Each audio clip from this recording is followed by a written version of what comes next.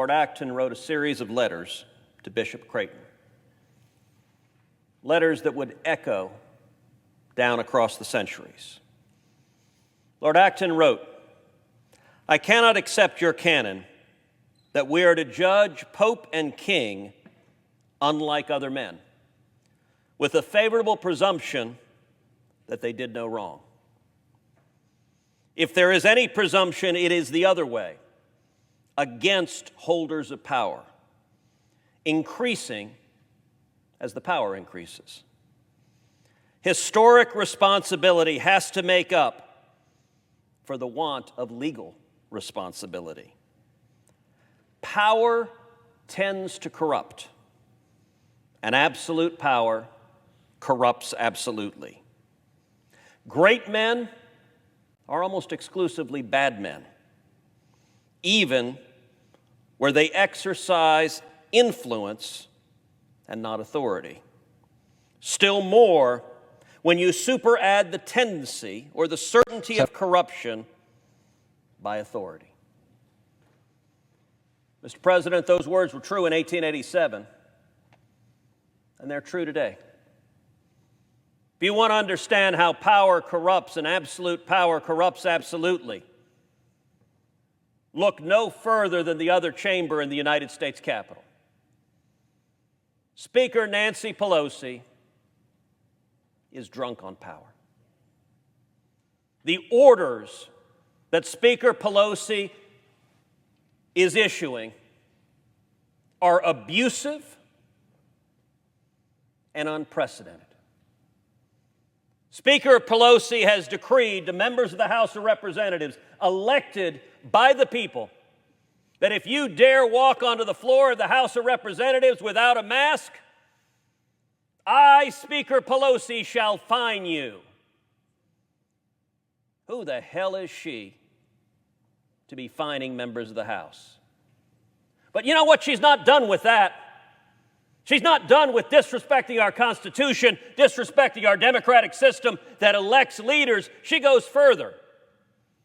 To the good men and women who work here in the United States Capitol, we are surrounded by men and women who have chosen to come and work for the public good. And here's what Speaker Pelosi has decreed: if you dare walk in the hallway without a mask, I, Speaker Pelosi, will arrest you. I will put you in jail. I will fine you. That is an absolute and complete abuse of power.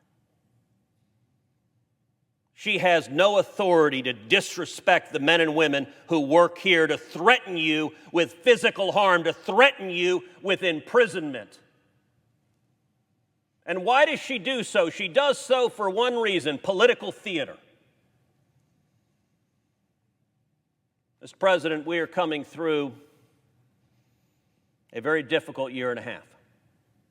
Our nation and the world has endured a pandemic. We have collectively taken extraordinary steps to defeat this pandemic.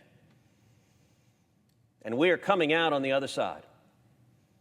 We saw our nation, we saw the private sector come together with remarkable inventiveness and produce vaccines in record times. And we have seen hundreds of millions of people getting those vaccines. We are in the process of beating this pandemic.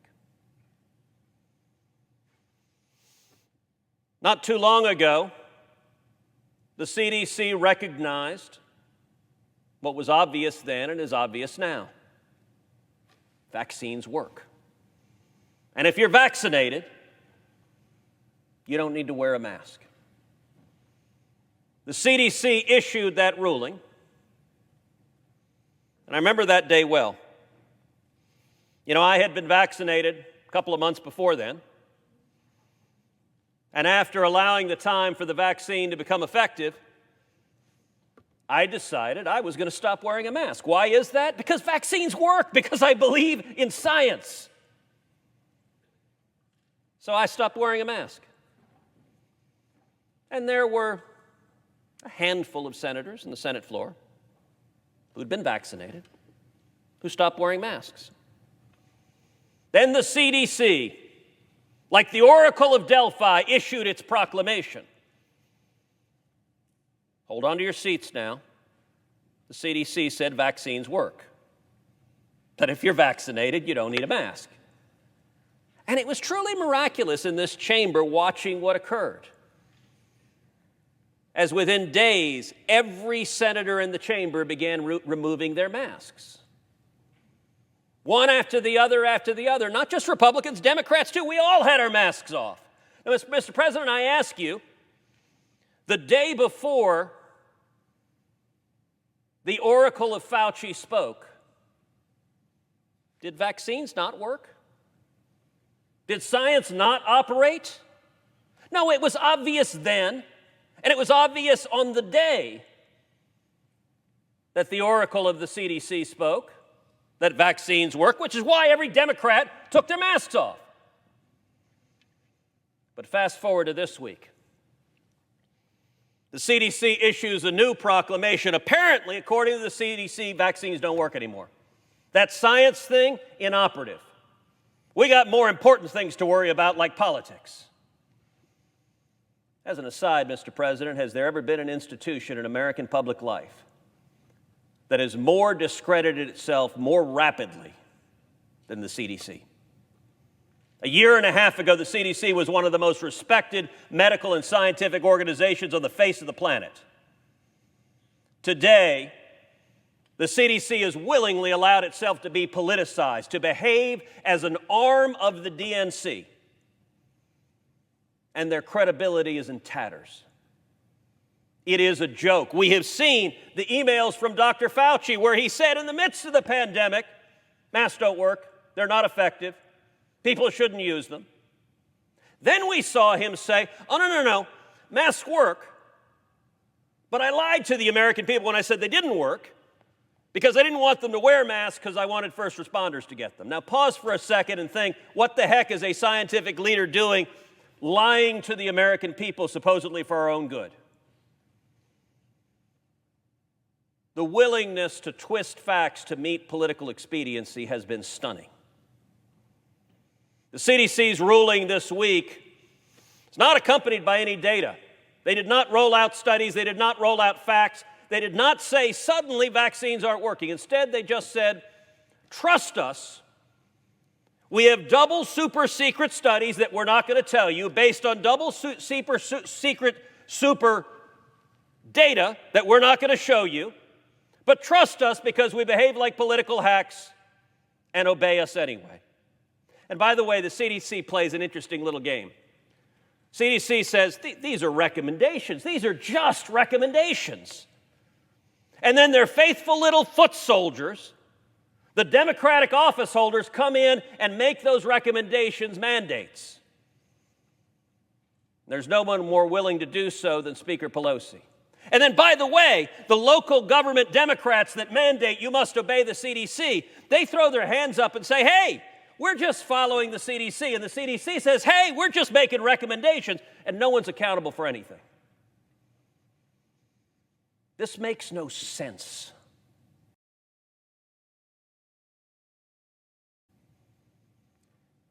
One of the things the CDC rolled out this week is an edict that in schools, everybody must be masked. Child, adult, doesn't matter if you're vaccinated, doesn't matter. You must wear a mask. Why? Who knows? Not based on science, not based on medicine.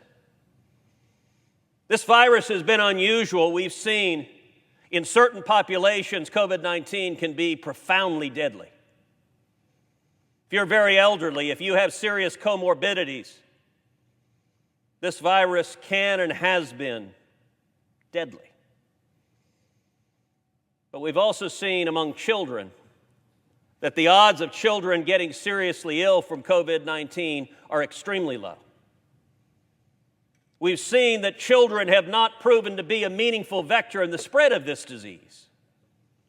The science doesn't support special rules for schools. But you know what does? The politics. Because the teachers' union bosses came to the CDC and said, we want this rule in place. and the partisan enforcers at the CDC said, "Ma'am, yes, ma'am, we will issue the order demanded by the union bosses." Mr. President, give me any plausible argument that that is science, that that is medicine, that that is anything but rank politics. If a Democratic politician wants to say, we're going to obey the union bosses, fine, that's their prerogative to do so, and they can be held accountable by the voters. But the CDC is supposed to be following science. This is an abuse of power. Let me point out my view. I think we should not have government mandates concerning COVID-19. There should be no vaccine mandates. Joe Biden wants to mandate federal employees must get the vaccine. Who the heck is the federal government to tell people they must stick a needle in their arm and inject themselves with a vaccine? We should have no vaccine mandates. We should have no mask mandates. We should have no vaccine passports. And let me be clear. I'm someone who believes in vaccines. I've been vaccinated. Heidi's been vaccinated. My parents have been vaccinated. Heidi's parents have been vaccinated. But I also believe in individual choice.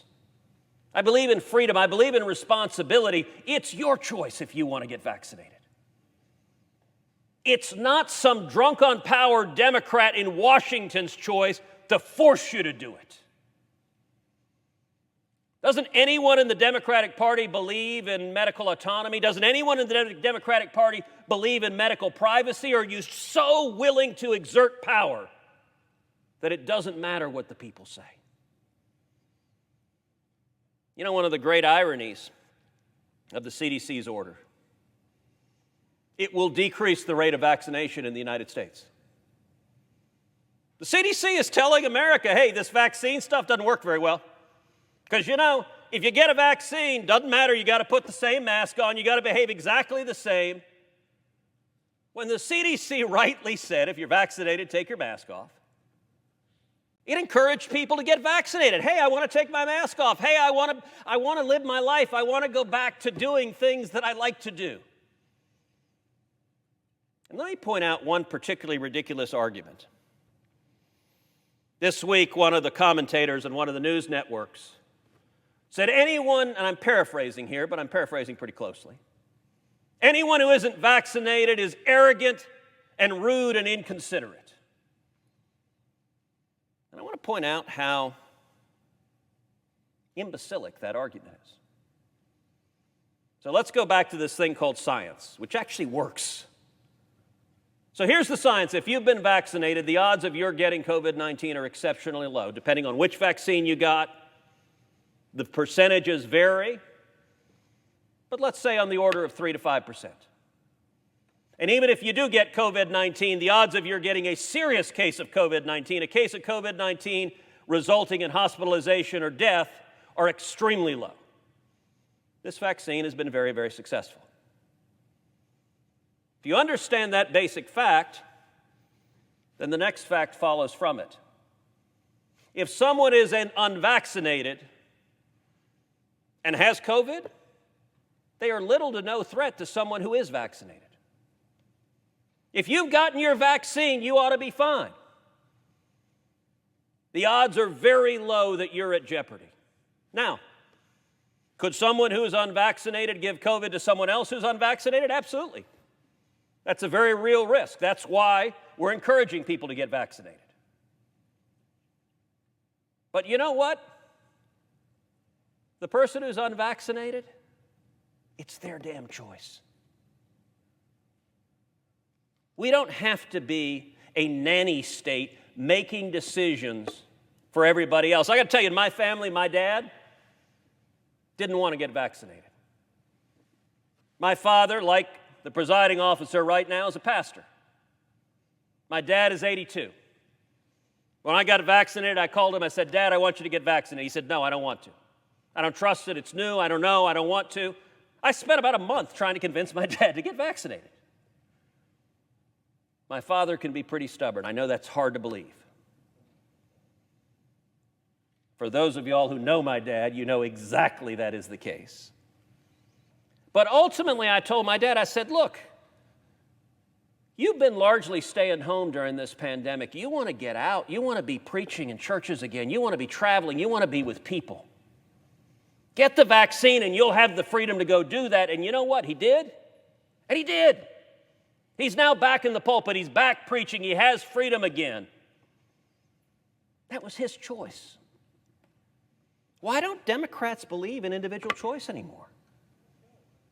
Why did Democrats believe they could abuse power? And let me be clear, Nancy Pelosi is telling someone who is an employee of the House, if you're vaccinated and you don't wear your mask, she will arrest you and throw you in jail. How dare she? That is an abuse of power. And I'll tell you, the American people are watching this political theater play out in Washington, and they understand what's coming next. They understand the same CDC that said, even though there's no science to back it up, even though there's no data to back it up, because the teachers' union bosses want masks for everyone in schools, will decree it. They understand the risk of what's coming next is that authoritarian statist Democrats will order more shutdowns. We'll order businesses shut down. We'll order schools shut down. We'll order churches shut down. As we look at the past year and a half, few things are clearer than the shutdowns were a catastrophic mistake. The politicians that ordered the shutdowns committed a catastrophic mistake. They destroyed millions of small businesses, restaurants, bars, stores, gone out of business. You look at great cities like New York City that became practically a wasteland. You look at something like Broadway, you think of all the actors and actresses, all of the writers and musicians, all of the sound and lighting engineers, all the carpenters, everyone who worked in Broadway. With the dictatorial flick of a pen, their jobs were destroyed. And the American people are watching Democrats and recognize they're ready to do that again. For people who go to church, we've seen Democratic office holders discriminate against churches and say worshiping God in church is a public health medicine. We've also seen the hypocrisy of the so-called experts saying, if you go outside and march and chant Black Lives Matter, zero risk of COVID transmission. Perfectly safe. If you go to church and sing hallelujah, oh my God, everyone's going to die. People understand the hypocrisy of that. This virus isn't political. I recognize perhaps you could tongue-in-cheek make an argument that since it's originated in Wuhan, China, maybe it's a communist. But the last I checked, viruses don't have political views. You know who does have political views? Politicians who are interested in their own power and want to convey a narrative regardless of the facts. What Speaker Pelosi is doing is wrong. What the CDC is doing, corrupting science with politics, is wrong. And it's time for the United States Senate and the United States House to stand on the side of the American people, to stand on the side of freedom, and to say it's your choice to go to work, to go to school, to go to church, to live your life free of Lord Acton's abuse of absolute power. I yield the floor.